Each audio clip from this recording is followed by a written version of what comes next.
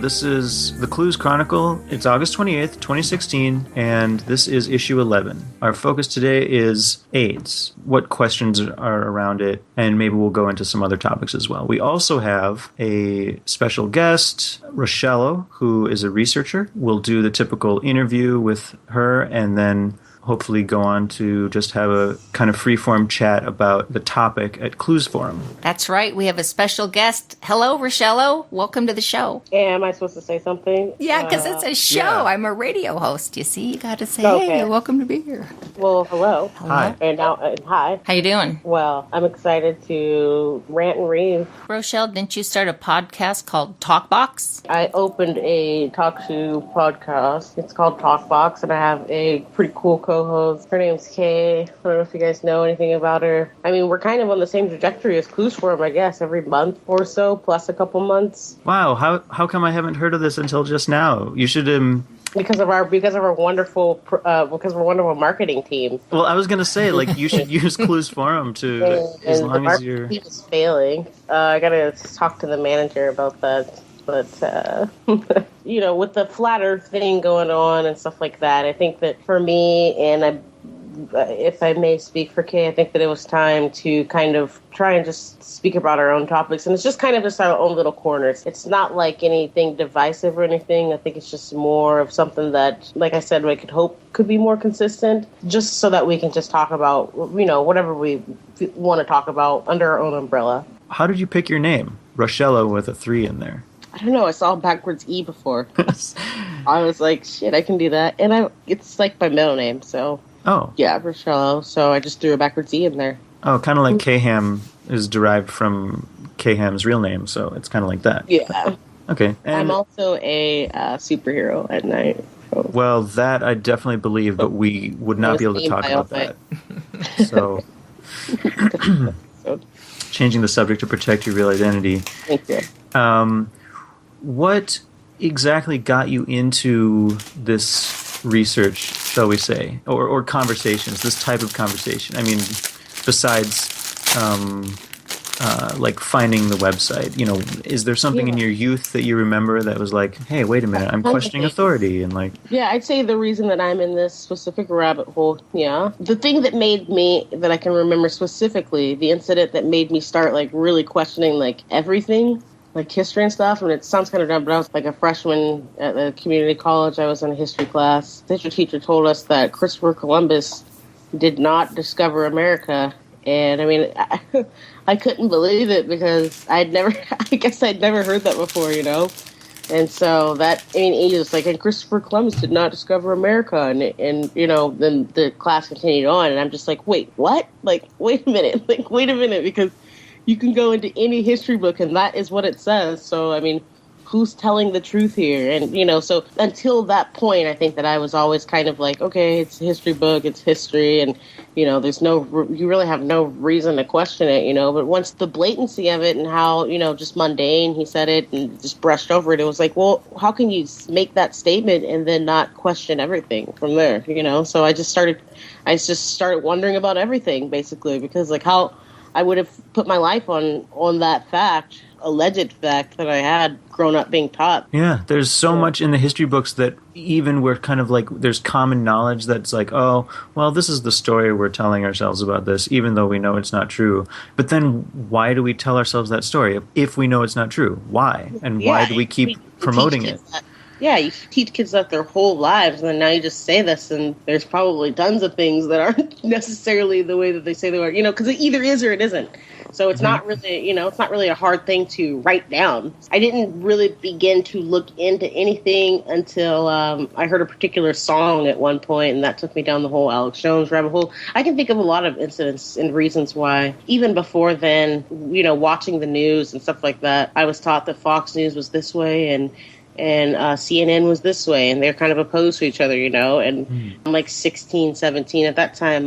The news channels, they were like back to back kind of, and I'd flip through them and I'd sit and watch one news channel on Fox, I'd flip to CNN, and they'd be talking about the exact same stories at the exact same time in the exact same words, and I'd flip back and forth, and I was just like, well, I don't know if this is possible, but we try to ask people sometimes, is there something inherent to you that you were just born with that you think maybe would lead you to these things? Have you noticed that you're different from other people in that way, or what? Yeah, I got a bad attitude. I guess I'm a little gruff, I'm a little frank. I just don't have the ability to consider to a great degree what people, I don't want to say think or anything, because you do, I guess I'm kind of on my own path, and I always have been.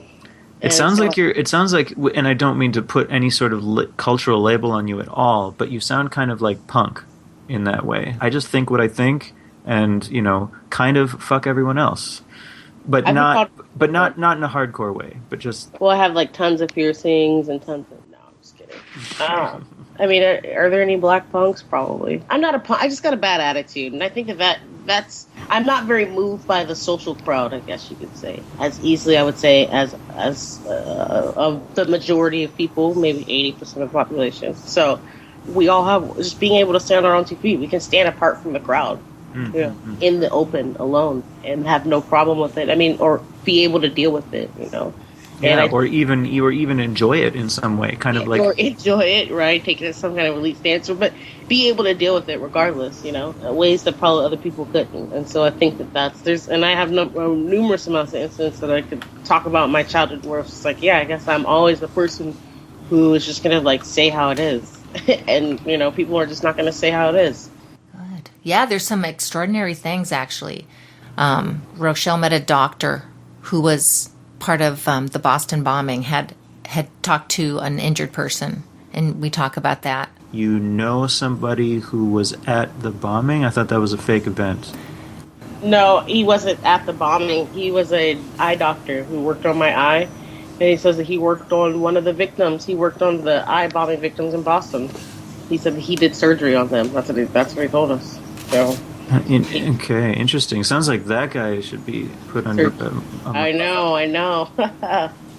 So that's what we were contemplating, was what this, like, his actual role. Do you think, Rochelle, he could be outright just lying? Of course he is. I don't even understand why that...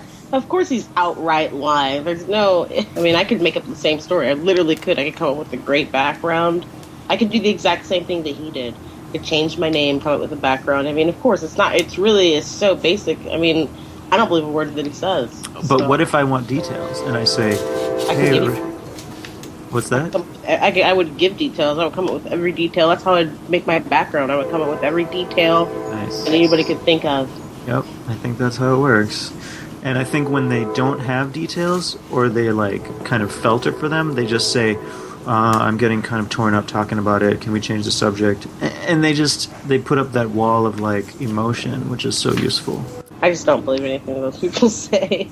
How do you decide if it's those people or if it's someone worth talking to and figuring out if they've been duped? It's really... I really couldn't put it down to anything more than just... I mean, it's just instinct for me, I guess I would say. I think that I'm so sensitive to people's feelings, and I would like to think I get a sense of people and like the feeling in a room. And I think that I can catch a liar. Like, I feel like I just kind of have the ability to just spot a liar, dude. Like you spot bad actors. I mean, it's really, because I guess some people don't really, you know what I mean? That's awesome. Yeah, I think I have a little bit of that too, because I couldn't explain it in words sometimes when I see someone that I just don't trust, or hear someone that I just don't trust. Yeah. Which leads me to this question, and I hope you don't mind me going into, like, my hoi polloi land, but I was just wondering if you think that if that is related to empathy, or if it's distinguished enough from empathy that it could be considered a different skill or instinct or something. I feel like there is some connection, but... Well, I think so, because in order to empathize with others, you have to kind of sense and understand what they're feeling. And I think that that's kind of, sometimes I get sad seeing a bum on the side of the road and stuff like that. And you know what I mean? Like, I empathize with them. And I think that, yeah, it's a part of that. But you have to be able to control that, or else you're easily manipulated. And I think that we all have a part of that. But I think that that's why you gotta have this wall, too, and this discernment to be able to kind of allow that part of you to exist only in good situations. Yeah, that makes sense. So we're good about the web, about the talk show. So let's get to it. The topic on Clues Forum is called The Invention of AIDS, and it was started by nonhocapito on October 12th, 2012.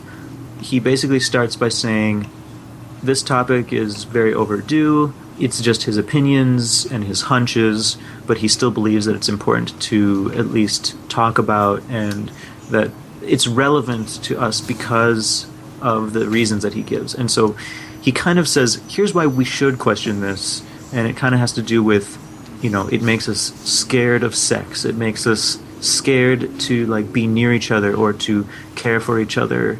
It's kind of on the empathy topic too, like, oh, someone is bleeding, maybe they have AIDS, back away kind of instead of like running to their aid. And even has that name, aid, in it, aiding someone, helping someone.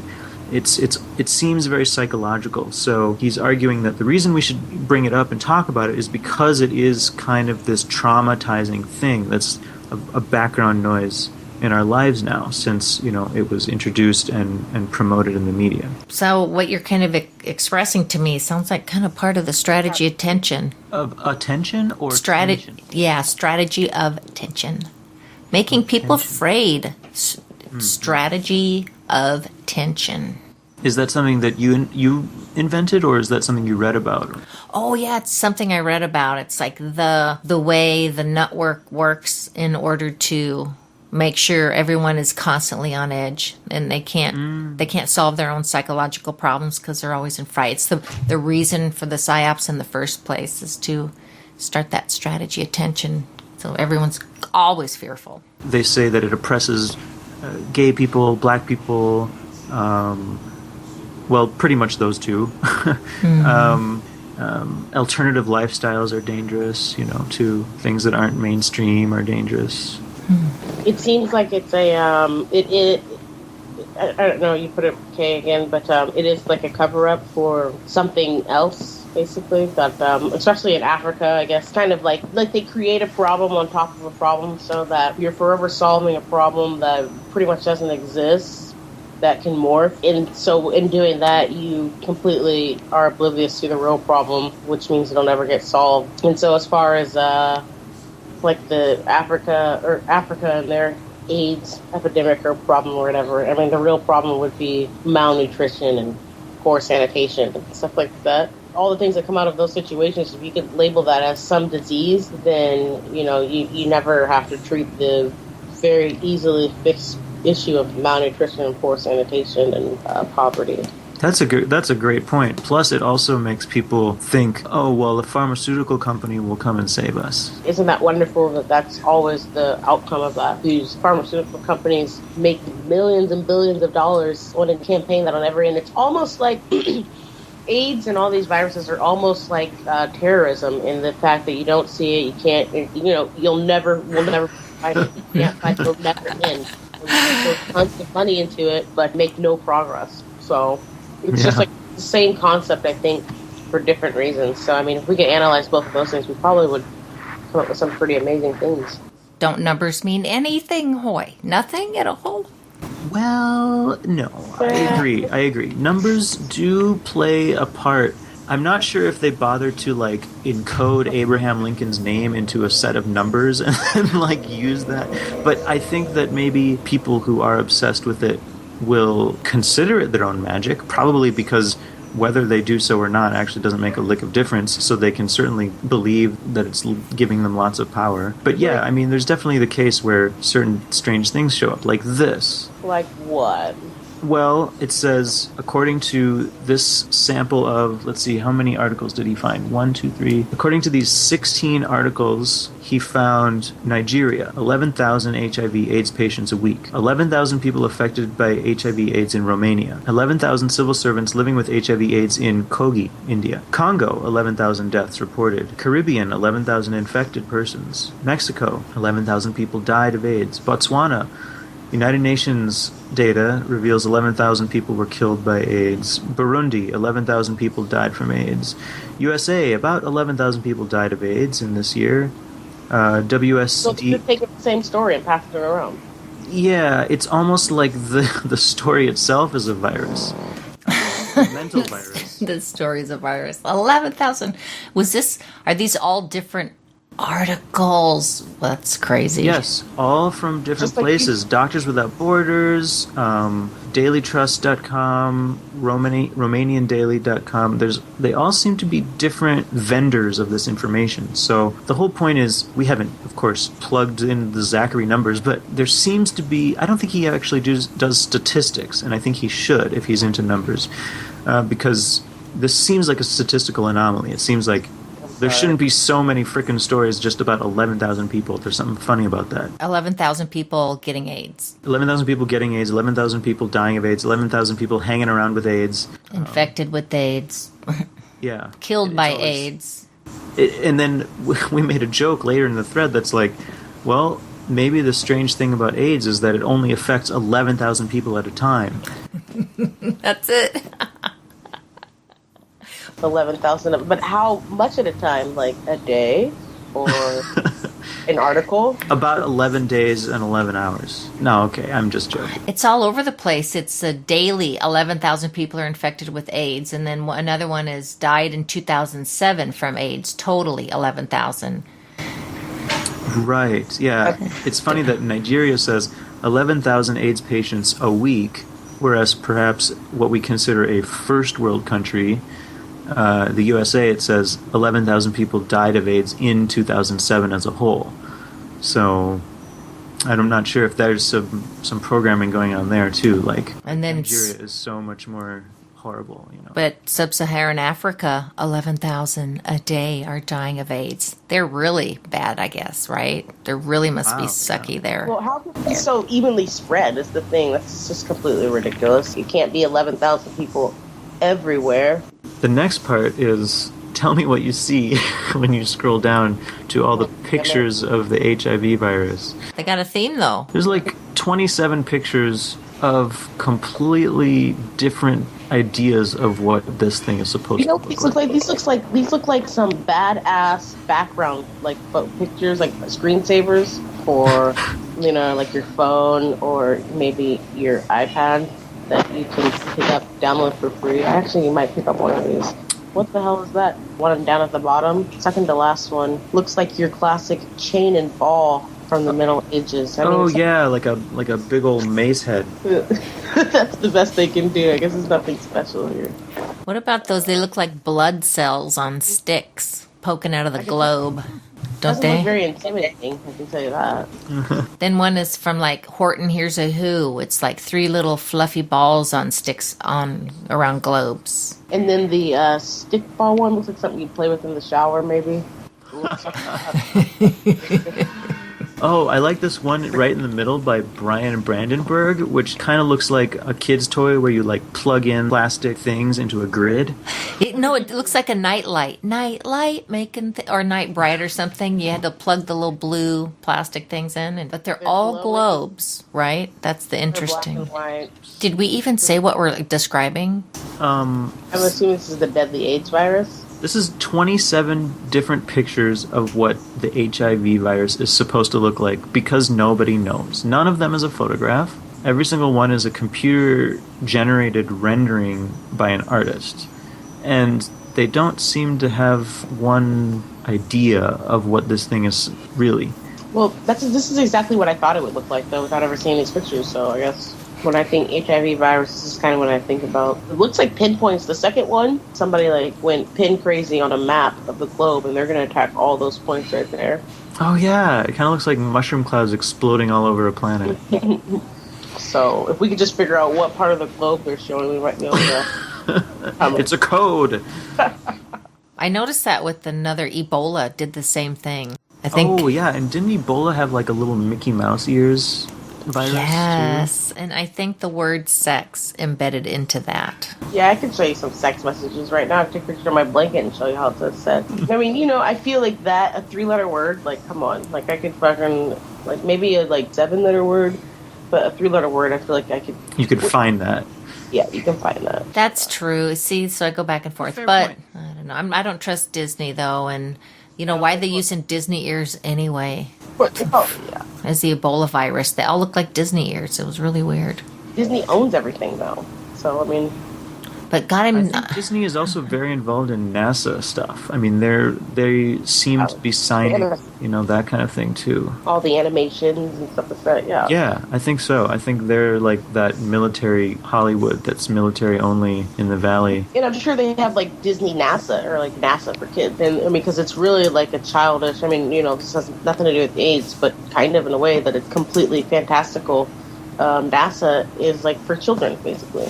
I mean, it's a fantasy. It's like imagination, like use your imagination, and mostly kids. Yeah. There's nobody that's like trained to be an astronaut that's like our age, Ask them what they're most excited about. It'll be astronaut or I want to be a dinosaur. So. Yeah, I just want to be a dinosaur. Another thing that I might say is that, since we're talking about this for a second, I want to say that I realized now, looking back into my childhood and stuff like that, and thinking about all the things that I was so fascinated by, all the topics that I would spend time researching. I mean, I was so into World War II and the nuke bomb and Holocaust. I was so into Columbine, not like into it I was so interested in it. It was it was such a phenomenon, or just it seemed so fantastical to me that I spent time looking into it and trying to understand it. Yeah. And, space and all these things. And I realize now that all those things that I was so interested in and so, like, my mind was just taken by it. I couldn't understand it. They were just a bunch of bullshit. It's so fucking funny. JFK, all that stuff that I was so fascinated by as a child. The incidents that happened in this world that took me over even before knowing about anything. I didn't understand anything about it. I was just so interested in it. They all turned out to be. There's more behind the story, basically. I think that's also something that unites us. People who question things to the point that they realize there's only proof for a limited number of things that they say there's proof of. Because, in a way, it's our attention and our interest in real life which distinguishes us from a lot of people. A lot of people, it's just enough to hear, okay, the Titanic sunk and whatever, They don't, but we are so curious and so interested, and we get focused, and we're like, wait a minute, but how many people, and where do they go? And when the answers stop, we run dry, and we're like, oh wait, this isn't a complete story, They're not complete stories, huh? But other people, they're just like, oh, I just fill in the blanks, it's probably fine. Mm. Yeah, good point. Yeah, the Titanic, that was another one. That was another one where, I've spent so much time, like, when I say looking into it, I mean watching all the official, I didn't have any, like, doubts about just watching the official stories, really trying to understand, trying to find any material I can on these topics, and Titanic was one of them, and the Holocaust, I was just completely just so into it. And, I think that now that you say, they're just not complete stories. If they try and complete them, I see now, through the Hollywood process. And so, and then, you're not going to get everything. If you're interested in that, though, they have a movie for you. And I believe that they might be coming out with another movie. That's it. You're right. That's it. When you try to look close enough to actually get out real details, the Hollywood process, it's like exactly like you said, the Hollywood process starts. Are you headed to Mars, Kay? Could be there's a train. I turned it down for a little bit. I thought it had mostly gone past. Just tell me if this helps. It helps. All right, this was posted by Lux, October 13th, 2012. Oh, a quick search brought this to my attention. There's a Dr. Ilani Papadopoulos, who is a biophysicist and a leader of a group of HIV scientists from Perth in Western Australia. Over the past decade and more, she and her colleagues have published many scientific papers questioning the AIDS hypothesis. So in 1997, she said, the doctor said, Ilani, there is no proof that HIV causes AIDS. The question is, why not? Ilani responds, for many reasons, but most importantly, because there's no proof that HIV exists. Dang. Dang. Oh, right. Let's go back to step one, basically. That makes sense. Remember when, was it Magic Johnson was like, oh, he's going to die, and then he just didn't? And he's like, oh, I'm fine. Well, and so there's a little 5-minute or so excerpt, maybe 10 minutes about Magic Johnson and his involvement in, how he's promoting these drugs and stuff like that. And it's a total campaign, and it's disgusting. I mean, just the fact that they use people of certain backgrounds and stuff like that to promote this campaign and to stay in line with the agenda is, I don't know, it's pretty offensive to me. What do you mean by certain backgrounds? You mean because he's black and he's telling black people to basically take this horrible drug? Definitely, that's one of the reasons. But he's such a huge promoter of it, and there's certain reasons why certain things are done, and it's purely to promote the agenda of the story behind everything. Yeah, that's sick. To me, it's offensive in other ways, and at the same time, I understand it's part of the story and it's part of the agenda. But of course, they would. Yeah, they're prepared to exploit children. They're prepared to exploit any kind of sympathetic feeling. It's just awful. On October 13th, 2012, nonhocapito says, in fact, this collection of 11,000 stories shows that the scare has been moved to Africa not to use the local deaths, but just to make them up. Probably because of the local corruption and lack of infrastructure there makes it much easier. So he's saying moving it to Africa not only is a psyop against Africa, but it hides it from most people who have no fucking clue what's going on in Africa anyway. So it just makes the power of the lie super strong. I don't know if that's true, but it's an interesting idea. I think that having it in Africa, the whole epidemic part of it, is a great way to you pretty much isolate that entire continent basically in so many ways, psychologically too. But I think that it's a great way. I feel like the whole AIDS epidemic is essentially a cover-up for just other things that are happening in Africa. And they use all this and they make money off of it, of course, and they basically go out of their way, like a huge charade, to not attend to very easily fixable problems.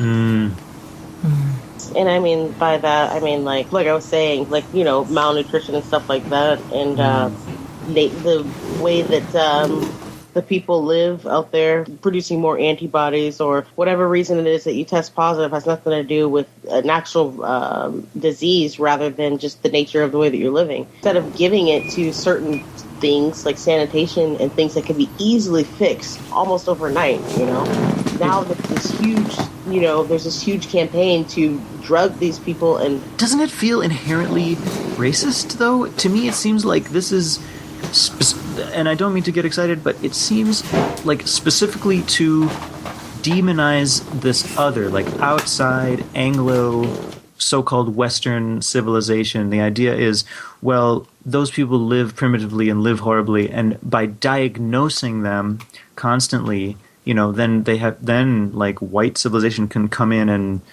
say they're fixing it or saving it, but they're basically just using it as an excuse for more colonialization and invasion and things like that. Look, nobody could be more racist than me, and so the way I have to say it is, I really think that, I think that I think that there's a concerted effort to really hold down, if we're going to go here, the way that I feel, there is a concerted effort to hold down certain people of certain races in different ways, I think. What I mean? I think that you have to, attack people in certain ways, definitely. But it seems like there's a tremendous effort to psychologically dismantle black people all around the world from different cultures. And I think that there's probably a reason for that. And it's probably because it's probably a potential threat. I don't take it as offensively as other people may take it, I guess. I see it as oh, well, I'm a substantial threat. And so that's why that needs to be completely taken care of constantly. It's a constant effort. Nice positive spin. That's how I feel. Oh yeah, genocide is just because I'm so freaking strong. Awesome. Love it. No, I'm just saying that maybe Africans have something to offer that needs to be held down or destroyed. They really try and cut us off from all different kinds of cultures, so we'll never know. They're really not. Every culture has something to offer. You know what I mean? Yeah, every culture has something to offer, and something that the powers that be would want to suppress to create their version of the world that we live in. So yeah, Africa is suppressed in certain ways, in so many ways, and there's a reason for it. That's all I gotta say. Yeah. Huh. I'll be darned.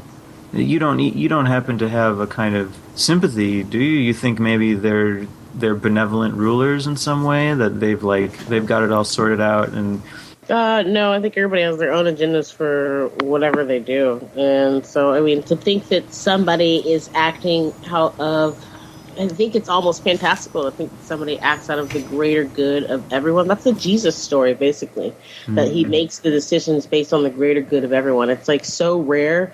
Because really, I mean, even when people have the ability to do the better for people, ultimately it's going to come down to what's best for them. So whatever reason they have for it, it's everybody has their own agendas. That's true. That's true on some level. I also happen to think that people who are privileged and can actually appreciate that should understand that they're in a position to not only thrive in their basic needs, but also help others out. I mean, that's my motivation for making this podcast and things like that. It's not that I have some delusion that we're going to fix all the world's problems, but I think it's not unrealistic to think that people in positions of power also should be held to a kind of sense of responsibility if they're lacking it, and be removed from power if they don't have that.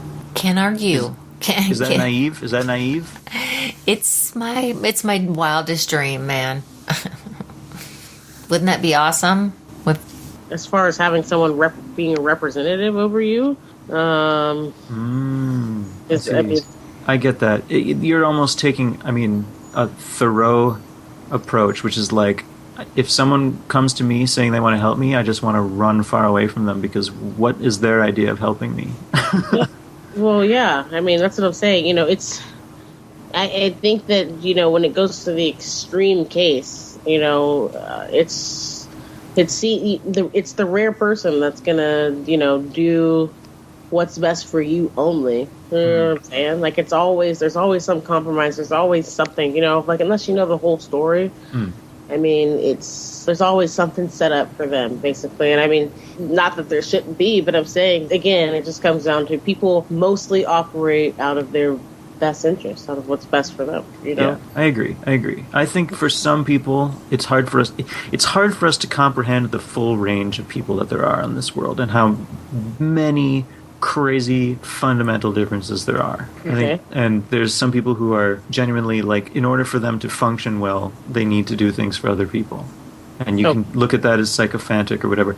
And then there's other people who, in order for them to function well, they have to feel like they're getting the most out of every situation personally. Even if everyone is ultimately getting the most out of every situation personally, they have to really feel it and push others down in order to, like, help others be aware that they are in charge. And there's, like, this range, and there's and each other side can't seem to comprehend that the other extreme even exists. But are they? I mean, you're saying that they are, and I believe. Well, yeah, I'm thinking that there are some people. I mean, in certain situations, at least, we can see it typically, like parenthood. Parents would, like, cut their own throats to, like, save their kids. For the masses, though. Yeah, but for the masses, you have to. It's how big is your family? How big is your family? And if your family is the size of life, then that's one way of looking at it. If your family is the size of you and your dog and your best friend, that's a different size of family. It doesn't mean one is better than the other. It's kind of like, I'm basically saying everyone's the same. Rich people and us? Is that who are... Yeah. I think they're the same as us. I think they just have a different conception of similar ideas that are in human ranges of thought. Well, I mean... Belongings. Go ahead, Karen. I was just going to say, but how do you not when you think in such large terms? When we think in terms of individuals, but if you do plan society, you do think in, like, my city. I was involved in a lot of city stuff, and they're planning for the town. They're thinking of thousands of individuals they have to plan for, and you do get dehumanized in the process, but you don't even mean to. Even when you're doing, dehumanize yourself. You're just like, I am just one number in this population, and right.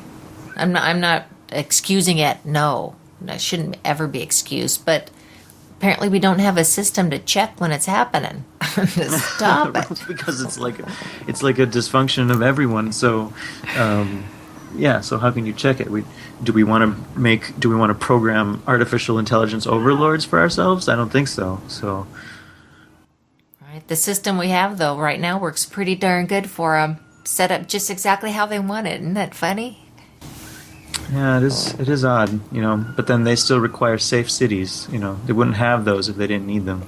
You know what I'm talking about? Where all the ex-military and intelligence people can like live together in a place they know that is overlooked and protected, and they don't have to deal with, it's vetted. It's like a vetted, gated community.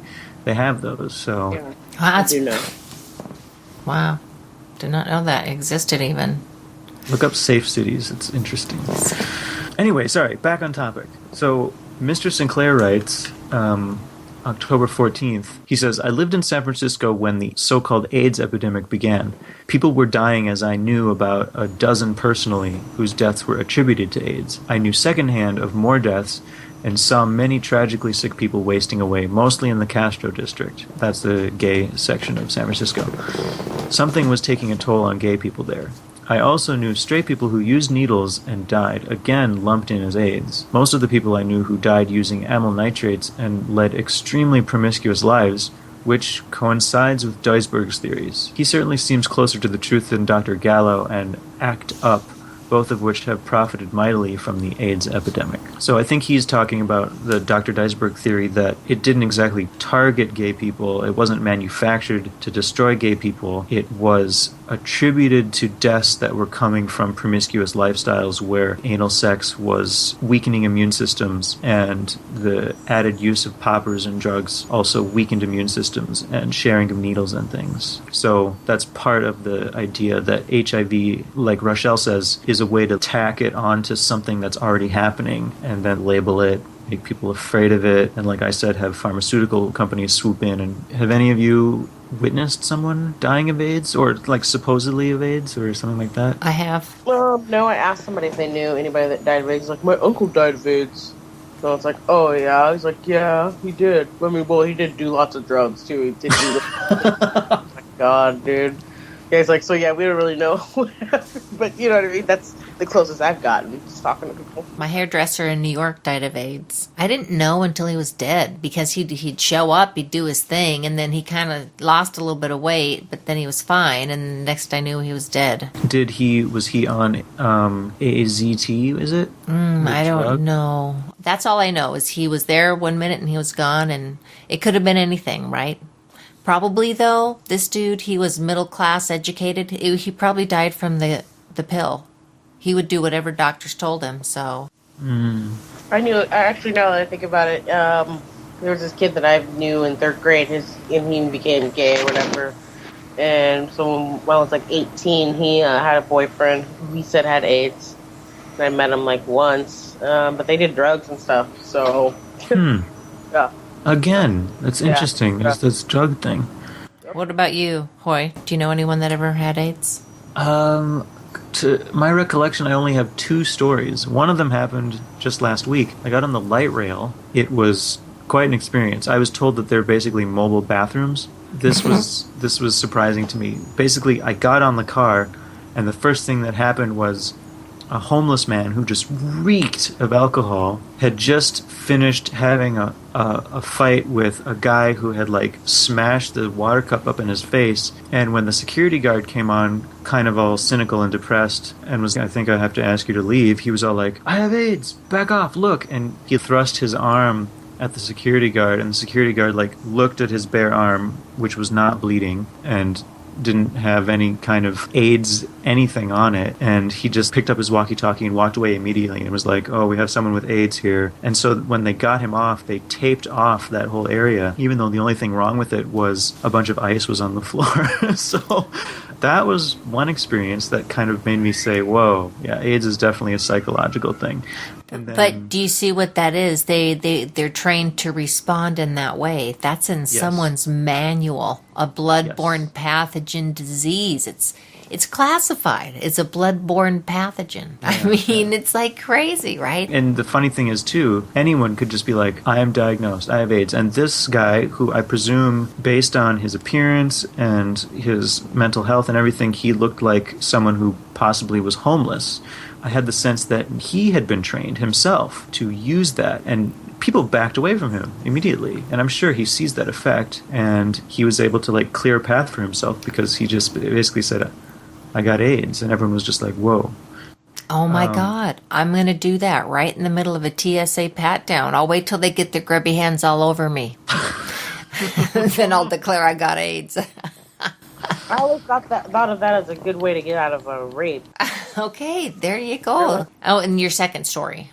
And the second story was, well, when I was in grade school, there was a girl, and I remember it wasn't this. It wasn't like all the teachers standing on stage and presenting her, to the auditorium and being like, here is our, holy sanctified HIV girl. But it was almost that feeling like we need to really respect this, give her special attention because she needs it, she needs extra love, all this. And I remember her just kind of being really mean and kind of bitter and like, yeah, you do need to like extra respect me because I got HIV. And that's pretty much it. I mean, that's all I remember. So at the time, what someone who is cynical would say, well, then if she didn't have AIDS, what did she have? I don't know, because then she transferred, and I remember even asking, I think, about her and saying, did she die? Where did she go? And people were like, oh no, she just moved or something. And that was it. So. Right. Probably every one of those silly AIDS tests gave a false reading. Every one of them. That's what I'm convinced of right now, is that they were testing something, maybe like a protein or something that every human has, or if you've ever had the flu, you might have this thing. But have you ever heard about the test itself? Is there a place on here? Well, here's the thing that I've heard most recently is that, what is it? Didn't they say herpes can become cancer or HIV? And so they're trying to lump it in with some real things like herpes. Let me look that up. Heard that. Zika could be related to AIDS, though. I mean, the trend of BS just goes on and on. They'll always hook it back up to one of their other fears that we have programmed into us. Who is this Duisberg that he's talking about? Well, here's an interesting paper someone wrote. Does HIV cause AIDS? I just Googled Duisberg. An updated response to Duisberg's theories. Oh, so it's probably a counter-argument, right? It says in here, Duisberg recently published that HIV and AIDS may well be correlated, but stated that HIV is not the cause of AIDS. Duisberg bases his hypothesis on the fact that HIV fulfills neither Koch's classic postulates, nor serve more of his own postulates for viral pathogens. Following the summary of individual pathogenic mechanisms of HIV infection, the separate points of Duisberg's hypothesis are discussed in detail. It is made very clear that the magnitude of epidemiologic, clinical, and experimental observations and results argue for a causal role of HIV and AIDS. So, once again, it seems like very speculation. It's almost like this whole thing comes down to, again, the invention of disease and the whole diagnosing people and our whole Western idea of health. What they're trying to find out is the slow but irreversible failure of the immune defense. That's really what is AIDS in a nutshell, what they're saying here. That's it.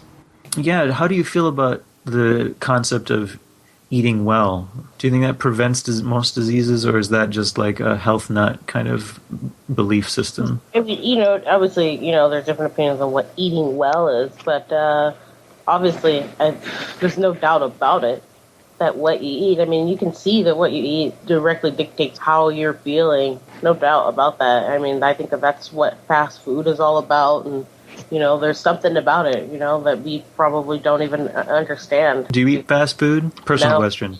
I can't do it, actually. I mean, for years, I used to eat just about anything, and I just realized, like, I just can't eat food and just get sick anymore. Like, I can't get sick, So, no, I can't eat fast food, and I kind of go to the extreme just to not do that. But, I mean, also, that's what money is all about, too, I mean, maybe I'm put into a financial situation where I have to eat fast food or something, or that's the most logical thing to do, or maybe not. I mean, I don't know. I mean, I'm just saying I can see why people will be pushed to do that, But unfortunately, even when people get to the point where they don't have to do that, they still do that because it becomes an addiction and an easy way out, and the cheap thing is what gets people going. But I think that there's something that's definitely not good about it.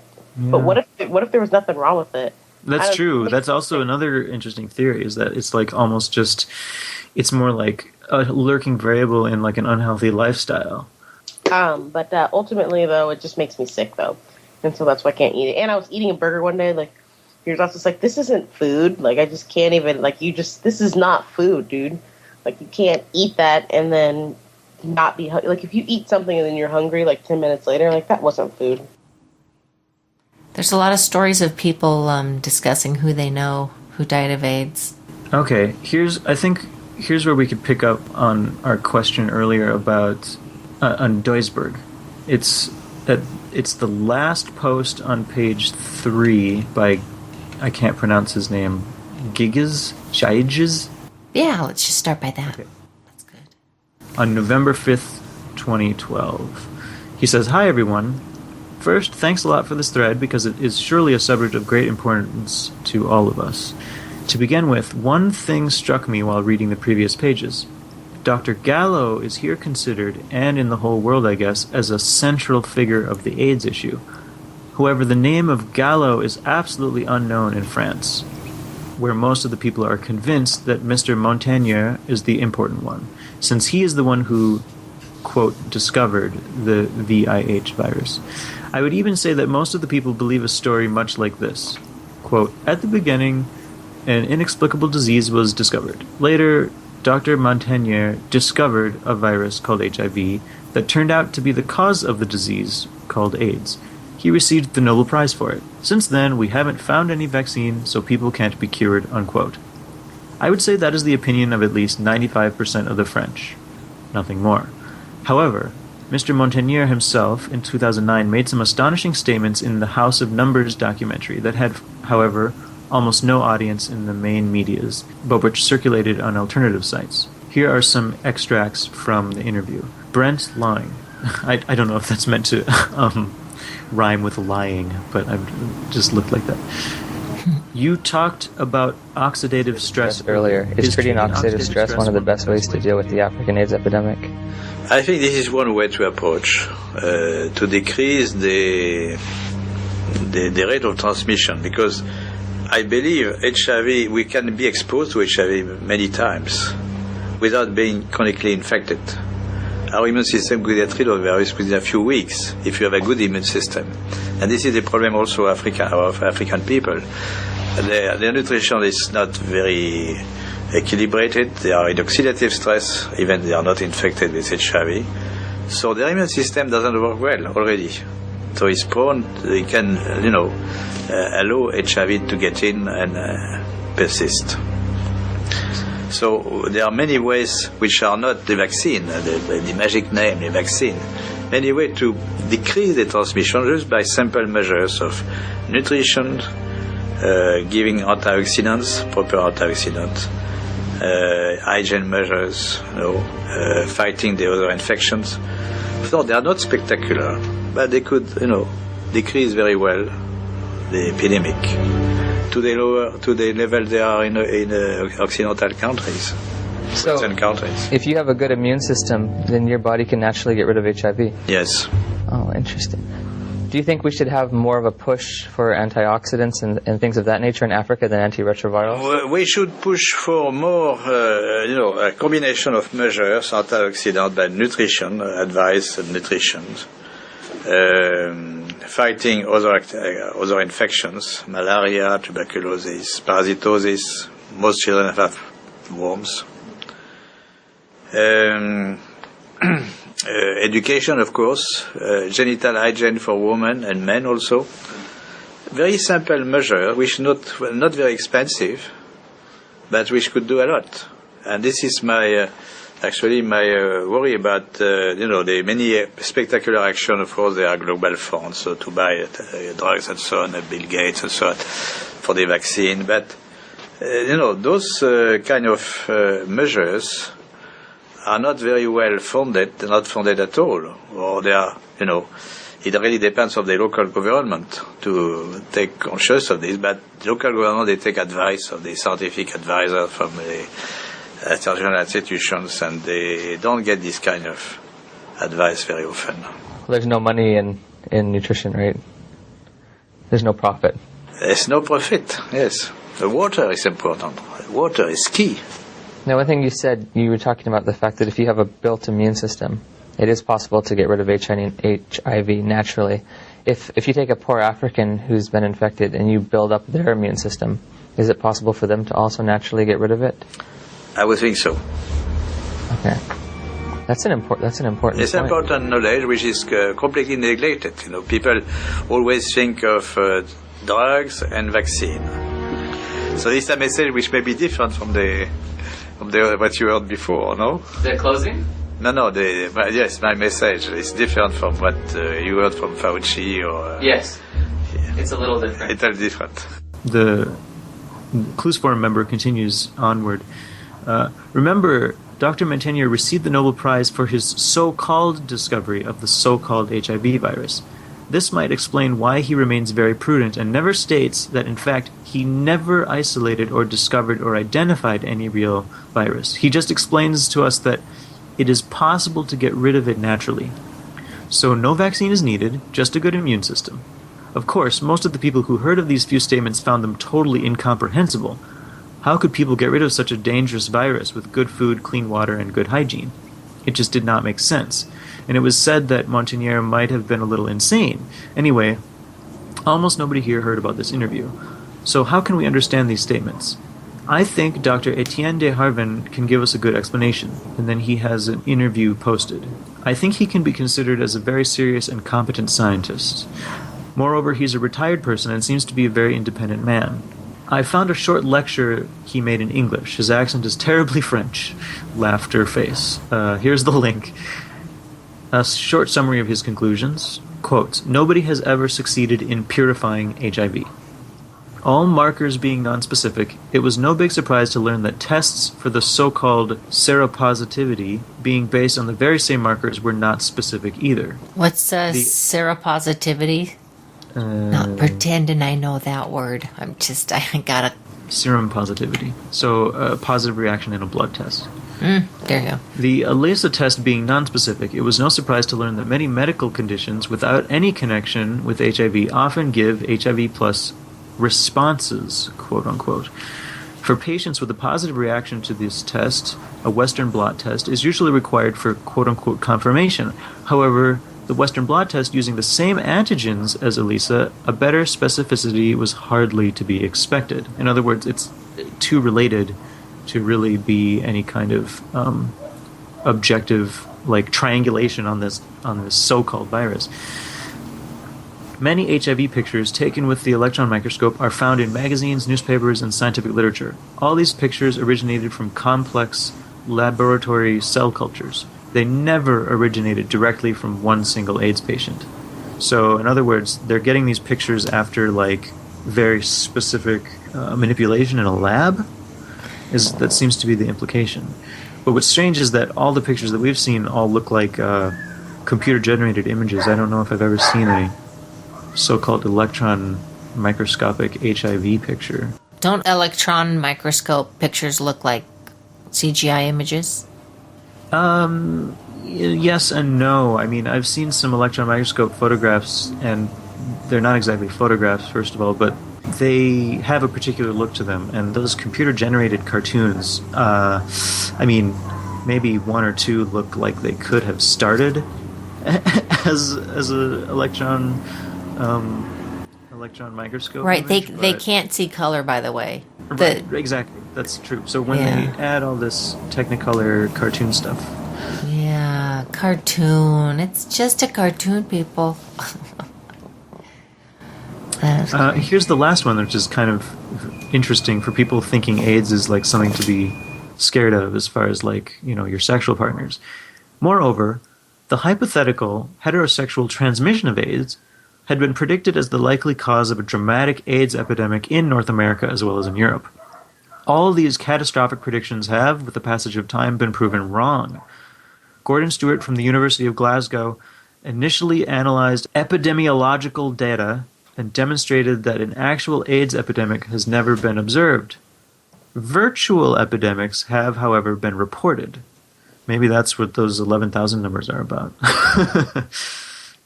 So he concludes, to my mind, there is no more doubt that HIV is the cause of AIDS is a pure hypothesis, and that HIV may be a complete myth in itself. Of course, it appears clearly that AIDS was, for a large part, a question of money and cynical greed. However, I think it has much more implications, and in particular that it is as well an issue of population control through fear. Who wrote that? Some user named Gygus. They appear to be a French user. Oh, okay. Don't hear from him much, do we? I don't think so. I mean, he contributed to AIDS very heavily, which was good. How long ago were these posts made? I'm looking here. It's like 4 years about. Anybody who's out there like that, I feel like they definitely. God, there's just a reason for them telling us all this, you know. It's so hard to get through all this mentally. Well, I just want to read this one last post by Gygas or whatever, and then I'm pretty much done with this thread. If you guys are okay with that. Okay. This is page 4. Yeah, this is the start of page 4. There is this strange feeling, like kind of like, well, why didn't I hear about this before? And who is this person? Where do they come from? I have that same feeling when I'm reading these things, but I don't know if that's just my own ignorance or if I'm like rightfully suspicious of this. In any case, he goes on. I found an interesting article, The Hidden Agenda Behind HIV by Brian J. Ellison. I know Brian Ellison was associated with Duisberg since they wrote an article together, and that's on Duisberg.com. I heard Duisberg was quite controversial or maybe suspicious. Anyway, this article should really be known. Quotes about the induced fear plan. Here are the quotes that he puts on our clues form.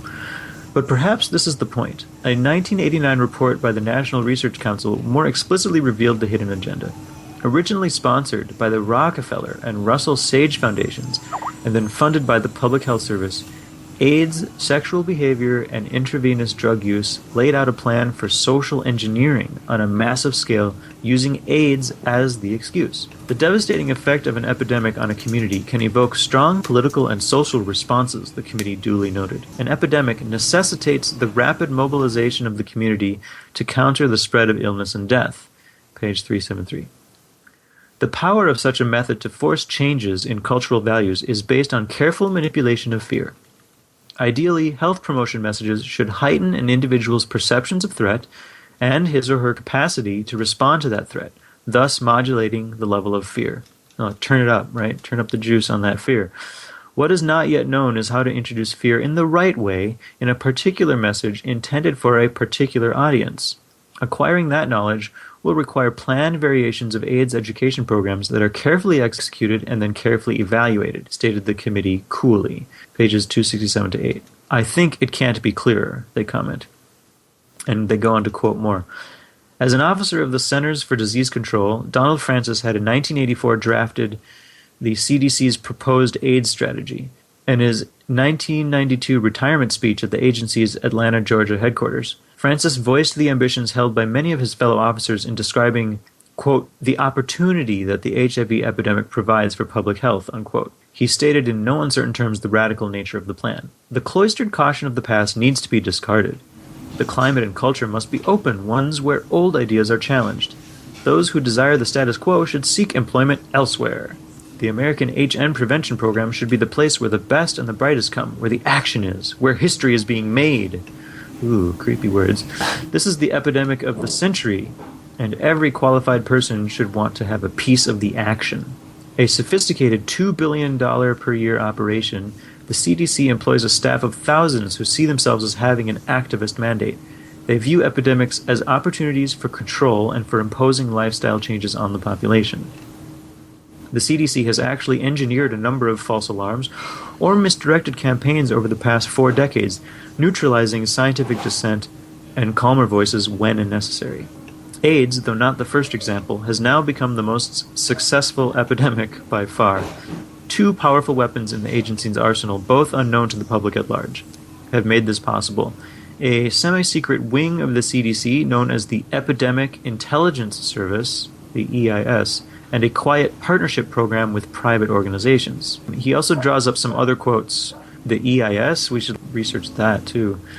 about drug use and immunodeficiency. The original AIDS cases were all found in homosexual men in the fast-track lifestyle, those having hundreds or thousands of sexual contacts and using enormous amounts of hard drugs to make such promiscuous activity possible. For the CDC, the trick was to make the illness seem contagious.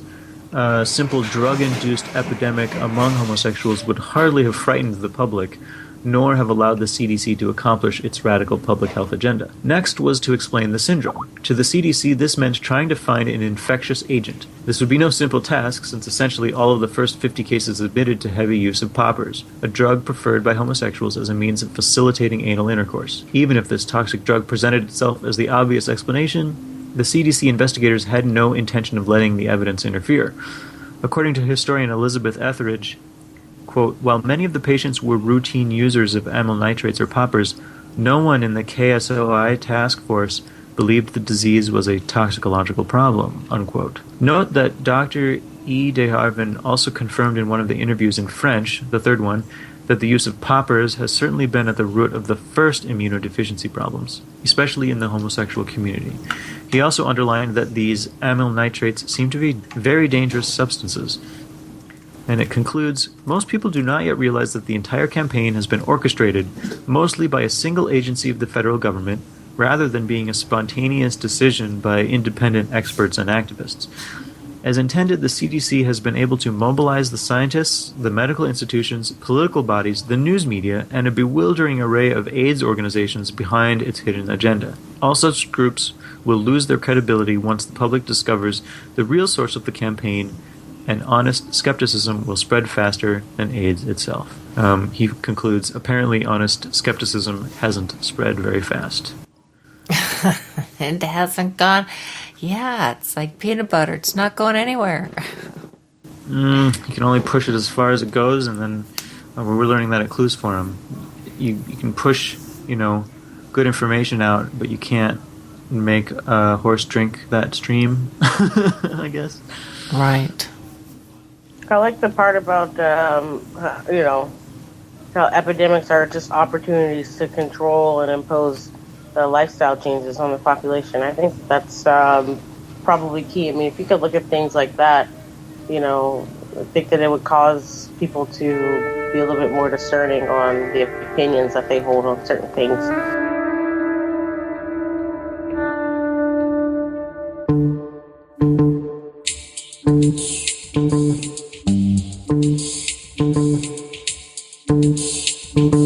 All the simple solutions, the simple solutions.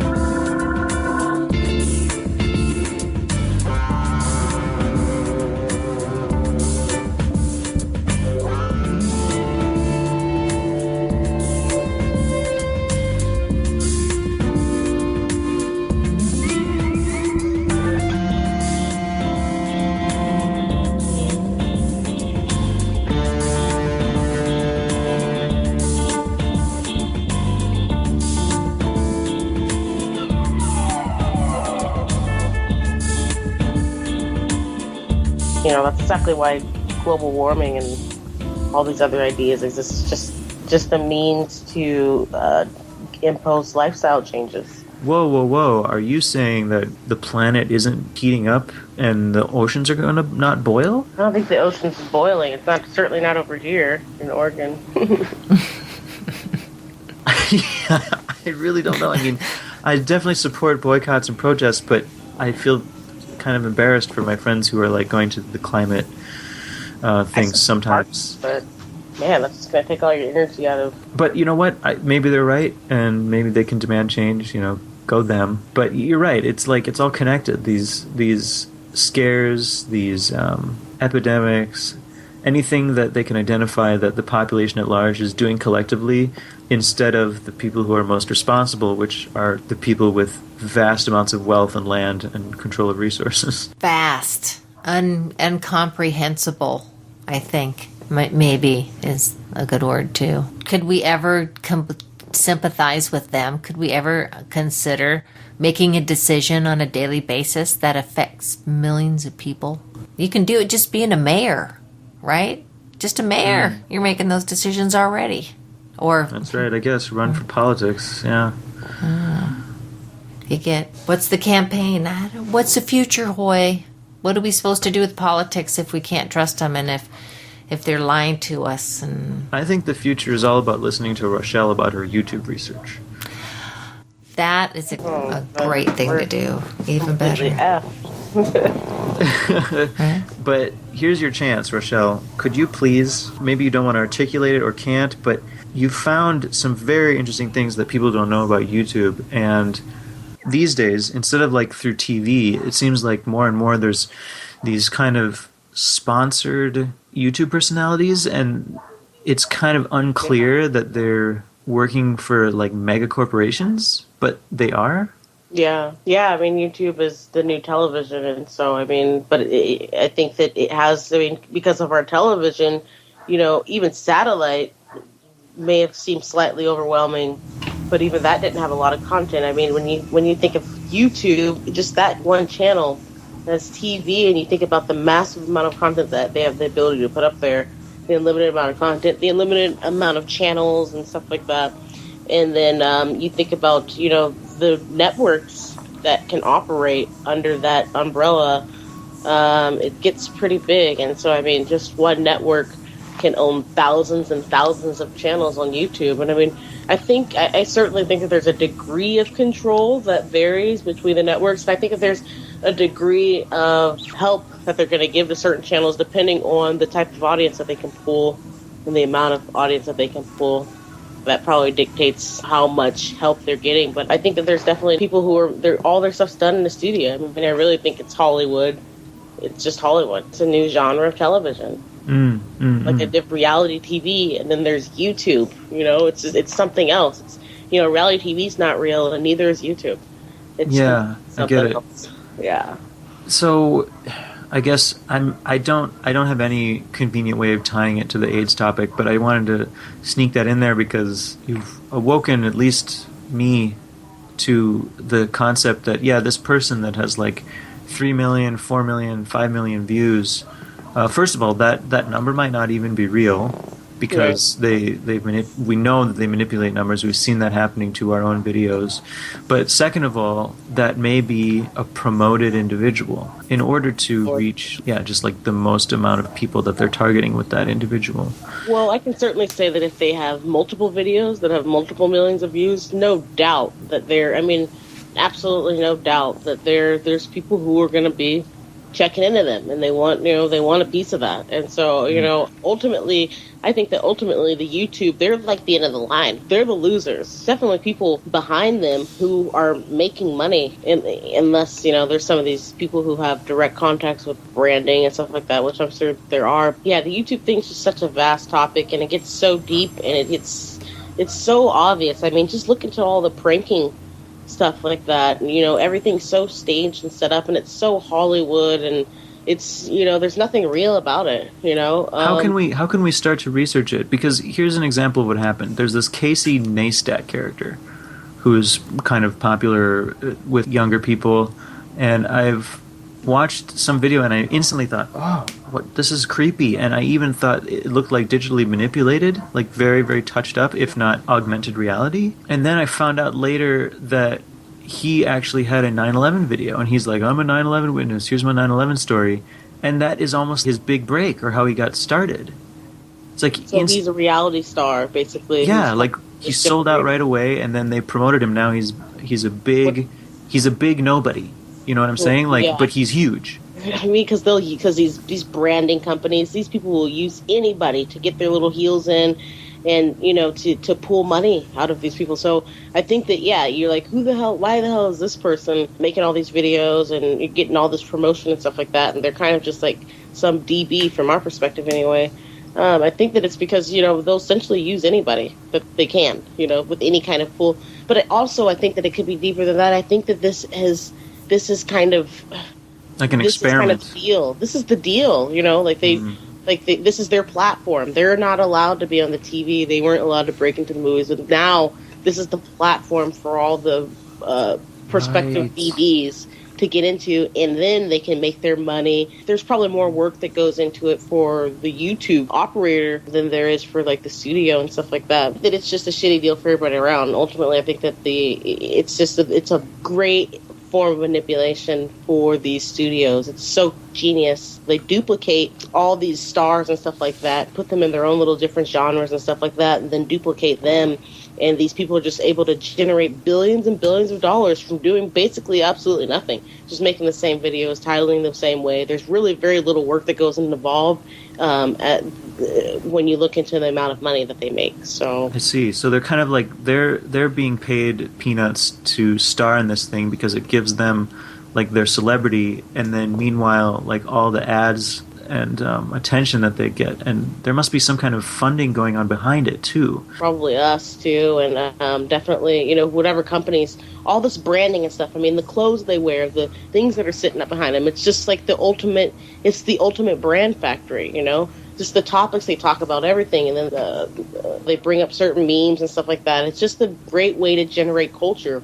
We're all on it, especially young people. And so that's why I think that 90% of YouTube is dedicated, like these, people who put their faces in front of the camera. 90% of that is dedicated to young people because, Yeah. It's the new celebrity. It's the new thing that gets everyone staring. Reality TV. Yeah, you're right. It's the new reality TV. It's more personal. When we think of reality TV, we think of real world. A bunch of people walk around the house. Now it's just down to this one little person in their room dictating, and they want us all to do that. And they've expounded on it with this Twitch and all this stuff, and it is very creepy. It's super creepy, and it's like, it hurts. And it's, I can attest as a high school teacher how many kids are into these YouTube series in a big way, in such a way they've memorized, like, show after show. Why is it free? Why is free? Why is all this stuff free? It's free. I know they're moving. I know that they've made movies. They put these people. They're moving them off of YouTube into trying to move them onto what we'd see as bigger platforms. But ultimately, this is their main stage. But they move into movies and stuff like that. And they do have a YouTube Red where they want people to start paying for content for their mega super pampered mega stars. The Fousey Tubes and the Pootie Pies. Those people who make their movies and stuff like that. The super pampered, super fake, super studio Hollywood types who aren't real at all. Actually, this actually does bring it back to HIV, because how did HIV and AIDS get so huge and so promoted? What did they use? They used celebrities. Again, it was like, let's promote certain people who have this, to make it real for people. And it became Keith Haring, the artist, and other minor folks, and big people like Magic Johnson and Charlie Sheen. Charlie has contracted HIV and then does not actually have AIDS. This kind of thing. The Charlie Sheen story is pretty funny. I wonder if we should just play that. Let me see. Now more of our exclusive conversation with Charlie Sheen. In our last half hour, he shared a very personal announcement that he is HIV positive. He decided to speak out now in part because he says he didn't want to live in fear that someone else would divulge it. Charlie is back now, along with his personal physician, Dr. Robert Huizenga, an assistant professor of clinical medicine, at UCLA. And we want to warn people that some of our conversation may contain adult subject matter. Before I get to you, Doctor, you made this announcement in our last half hour. Are you feeling relief? More than I thought possible. You feel good about it? Very much so. Doctor, how long have you been working with Charlie? I've known Charlie probably 5-6 years. This is an educational moment. We are in 2015, and while no one wants a diagnosis of being HIV positive, people live long, normal, productive lives while they carry the virus. What is his exact medical condition now? And we should mention, Charlie has given you permission to talk about this. Charlie has contracted the HIV virus. He was immediately put on treatment, strong antiviral drugs, which have suppressed the virus. Unfortunately, we don't have a cure yet. It's suppressed the virus to the point that he is absolutely healthy from that vantage. And my biggest concern with Charlie as a patient is substance abuse and depression from the disease more than what the HIV virus could do in terms of shortening his life, because it's not going to. Let's take those things one at a time. So you're saying to me at the moment, Charlie has an undetectable level of the virus in his blood. That is absolutely correct. There have been some media outlets over the last couple of days speculating that Charlie has AIDS. Charlie does not have AIDS. AIDS is a condition when the HIV virus markedly suppresses the immune system and you're susceptible to rare, difficult cancers and infections. Charlie has none of those. He is healthy. He does not have HIV. He does not have AIDS. Some very important information now. Charlie said in our last half hour that it is impossible for him to transmit this virus to someone else. I assume you meant through even unprotected sex? I meant through protected sex. Through protected sex. Yes. Is that accurate? Individuals who are optimally treated, who have undetectable viral loads, who responsibly use protection, have an incredibly low, it's incredibly rare to transmit the virus. We can't say that that's zero, but it's a very, very low number. Because in checking with the CDC, they say the virus can still hide in genital fluids, and the level of virus can go up and down between testing. Is that fair to say? That's fair to say. However, if someone's conscientious, and we have done repeated labs every several months over the last 4 years, then the odds of variations in between drug tests and lab tests would have to also be expected to be very, very low. Charlie, are you taking the so-called triple cocktail? Is that what medication you're on? Every day. How many pills are you taking each day? 4. Are you worried? You talked about his drug abuse and alcohol. First, are you still doing drugs? No, I'm not. No. Are you still drinking? I'm still drinking a little bit, yeah. Are you worried that in an impaired state that Charlie will simply lapse on taking his medication? I mean, it impairs your judgment.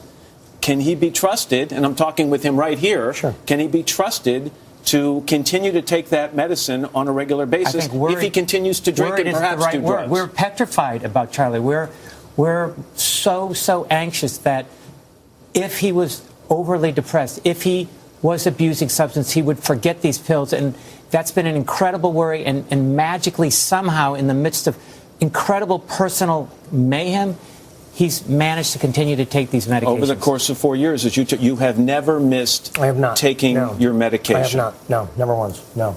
A lot of people then look and say, Charlie, you should stop drinking. You say you've stopped doing drugs. You need to stop drinking as well. Perhaps the freedom of today might lead to that as well. Doctor, I appreciate your information. Charlie, you're going to stick around. I'll be do here. A little more of this right after this break. Good. Thank you, Matt. Hello, Today fans. Thanks for checking out our YouTube channel. Subscribe by clicking that button down there. And click on... He's sitting with his doctor, so concerned, on stage. Oh, that's so funny. Mm-hmm. He's doing a good actor. Yeah, he's being an actor. He's just, his story is... Why do when I think of Kris Jenner or Bruce Jenner or whatever, Chris, Caitlyn, Kitty, Caddy, whatever, why do I think of Charlie Sheen too? It's like they almost look like they have the same voice. I hope people don't think that it's really Bruce Jenner with the makeup on. It's clearly a CGI'd. You can't make a man's ribs that tiny to fit the clothes they put Caitlyn Jenner in. You can't do it. It's fake. Would they shove it? Look, he's got no Adam's apple in these shots. It's all CGI. Yeah, who knows what they do? Yeah, they're not just going to throw him up there, that's for sure. Isn't he like almost 70? Right, he's pretty old. He was in the Olympics how long ago? Let's see. When was Bruce Jenner? Would you mind, Hoy, if we take a little... No, go for it. Let's take a stroll through PSYOP land. 68. I mean, he's pretty disgusting, I imagine. Wow, he's born in 1949. So he was here during the Revolutionary War. Yeah, he shouldn't look like that. He's 67. Come on. None of these are him. Come on. 67. None of the Caitlyn Jenner pictures that have any resemblance of beauty are Bruce Jenner. Come on. It's just like the Michael Jackson, too. It's so weird, all this stuff. You know, they've been kind of playing this theme out through different folks for years, it seems like. The transgender thing is just total warp. They're just trying to just completely jack people's minds up. It's so sad and insane. Same thing with veganism, too, I think, honestly. I feel like all this coming out at the same time is no coincidence, you know? Well, it's very confusing to young teenage boys and girls. We're having an epidemic of gayness in high school.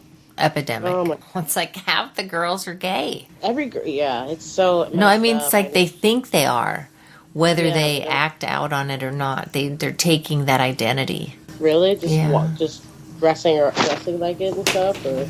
How does a young girl manifest their gayness at your school, Kay?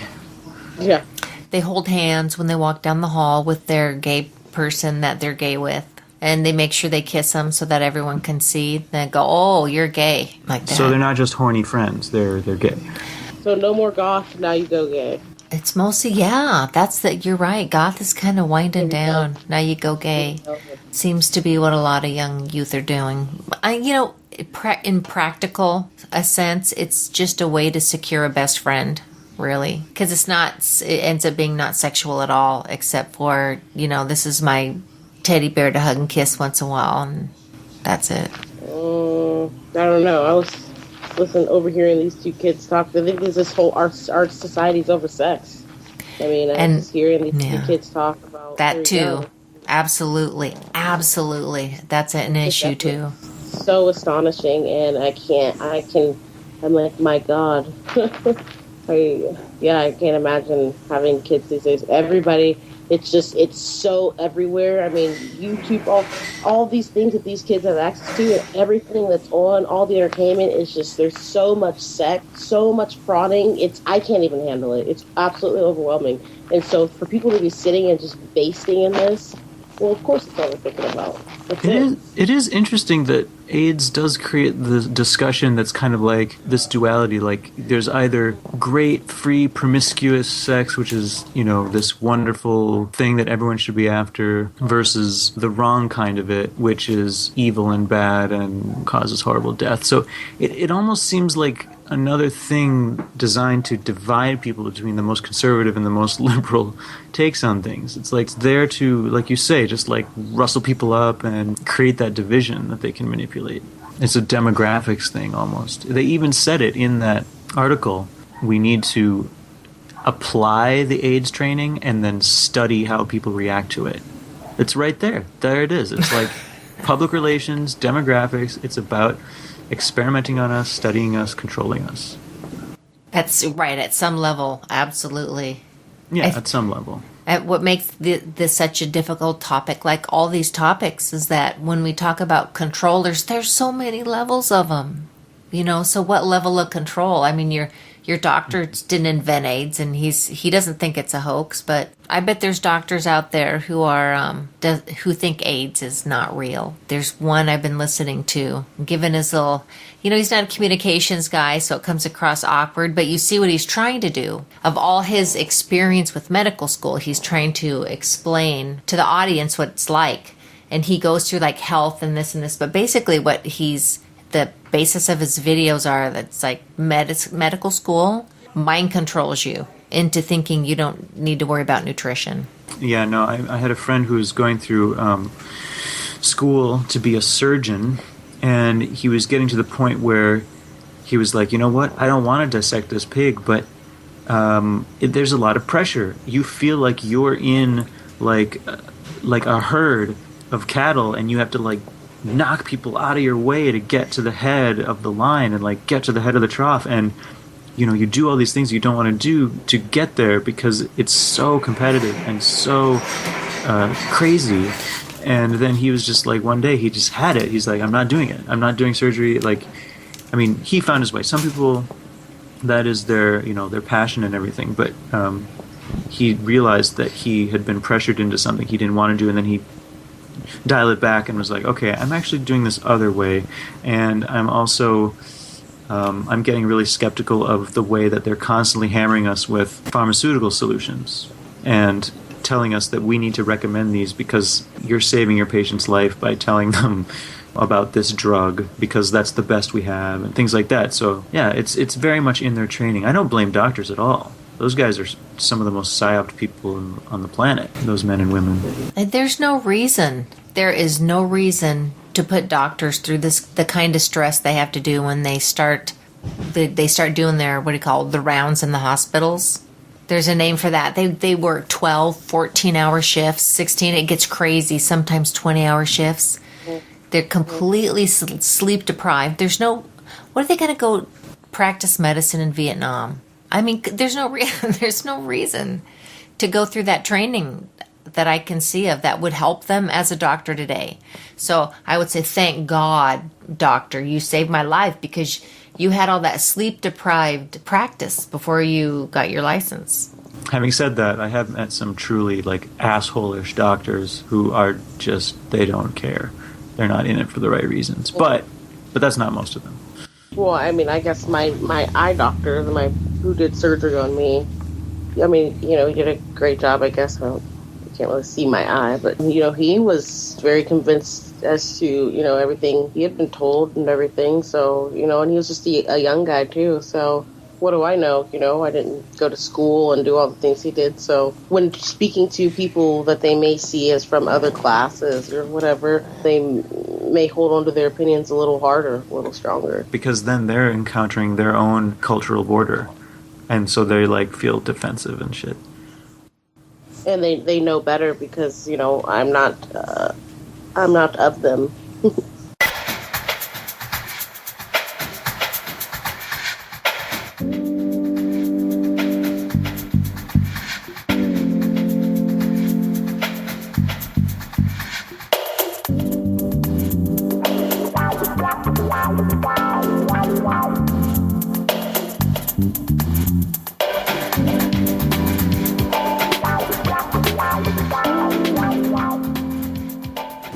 Oh, Dice big. Isn't he everywhere, huh?